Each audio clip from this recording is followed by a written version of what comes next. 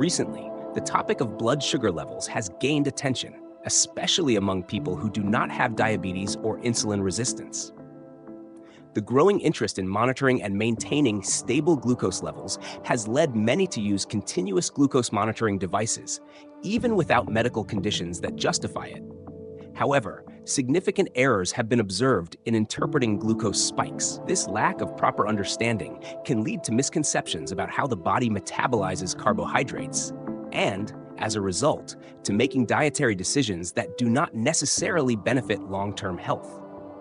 It is crucial for individuals to better understand the context in which these fluctuations occur to avoid falling into unnecessary extremes or restricting their diet without solid scientific foundations. It is essential for those unfamiliar with the matter to understand that any food consumed will cause a temporary rise in blood sugar levels. This effect is particularly noticeable after eating foods that contain carbohydrates.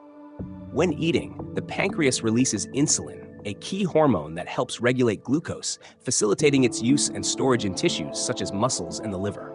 Glucose levels should be kept within a specific range. Generally, healthy fasting values are between 70 and 100 milligrams per deciliter. It is normal for glucose levels to exceed this range after meals. However, a recent trend promoted by certain influencers claims that any increase of more than 30 milligrams per deciliter can be harmful to health, a statement that lacks solid scientific backing. Current evidence suggests that postprandial glucose spikes, meaning those that occur after meals, of up to 140 milligrams per deciliter are considered normal. For example, if a person has a baseline level of 80 milligrams per deciliter, an increase to 140 milligrams per deciliter represents a rise of 60 milligrams per deciliter, which is acceptable. Studies have shown that even temporary elevations up to 180 milligrams per deciliter after meals are not necessarily a cause for concern. It is important to dismiss the notion that any increase above 30 milligrams per deciliter is automatically harmful. As long as glucose levels remain below 140 milligrams per deciliter after eating, it is considered a normal outcome. Additionally, it is crucial to evaluate not only the magnitude of the increase, but also the duration of the elevation to better understand its impact on health. Glucose can reach elevated levels approximately 1 hour after consuming food, which is a natural phenomenon. However, if these levels return to normal within 2 to 3 hours, there is no reason for alarm. This behavior is typical in individuals with an appropriate metabolic response. A common method for assessing glucose tolerance is the oral glucose tolerance test. During this test, 75 grams of glucose are administered to the person, and their blood glucose levels are measured before ingestion and 2 hours afterward. This process allows for observation of how the body regulates glucose levels after a significant load. The ability to return to normal levels after 2 hours indicates good glucose tolerance. This method is essential for identifying potential issues in glucose management, such as insulin resistance or prediabetes, before these conditions progress to type 2 diabetes. If glucose remains elevated beyond the normal 2 to 3 hour timeframe, it could be an indication of a metabolic issue, such as insulin resistance or prediabetes. In summary, understanding how glucose spikes work is essential for making informed decisions in nutrition. Not all elevations should be considered alarming, as long as they remain within healthy limits and are of short duration. This approach allows for better interpretation of glycemic changes, avoiding unnecessary concerns and promoting balanced eating.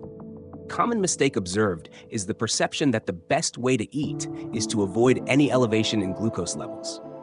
Many people believe that keeping glucose at a constant level is essential for weight loss and improving health.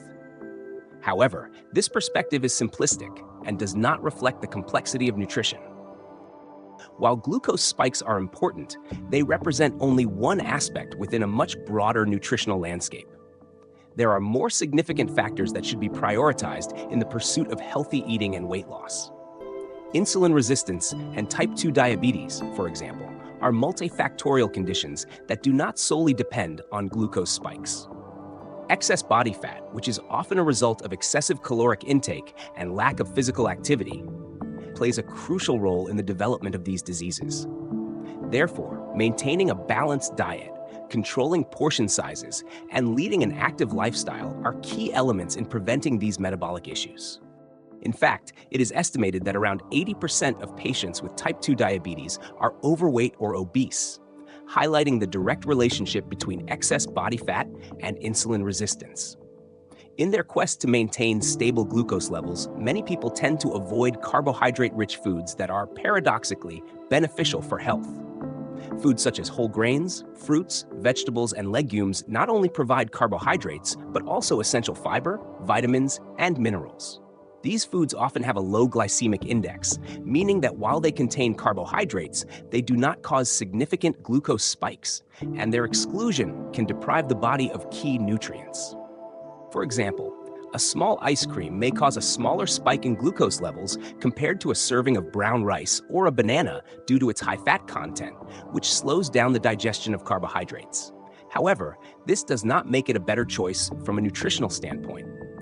Ice cream, while generally higher in calories than a banana or brown rice, is loaded with added sugars and saturated fats, which can be harmful to health if consumed frequently. In contrast, foods like brown rice or bananas provide essential fiber, vitamins, and minerals that promote long-term health. Therefore, focusing solely on glucose spikes or calories is not enough to evaluate the quality of a food. Its overall nutritional value is much more important. While it is important to be aware of glucose spikes, especially in conditions involving insulin resistance, such as diabetes, other factors affecting overall health should not be overlooked. Incorporating a variety of nutritious foods, such as fruits, vegetables, whole grains, and sources of lean protein like chicken breast, turkey, fish, and legumes, can be especially beneficial. Maintaining a moderate caloric deficit is also key for weight management and the prevention of complications related to these conditions. A balanced diet not only helps in regulating glucose levels, but also contributes to overall well-being and the prevention of metabolic diseases. If you found what we explored today interesting and valuable, I invite you to subscribe so you don't miss any content. Give this video a like if you enjoyed it, share it with your friends and family, and feel free to leave your comments. Your support is essential for continuing to create more relevant and inspiring content. Thank you for being here, and see you next time.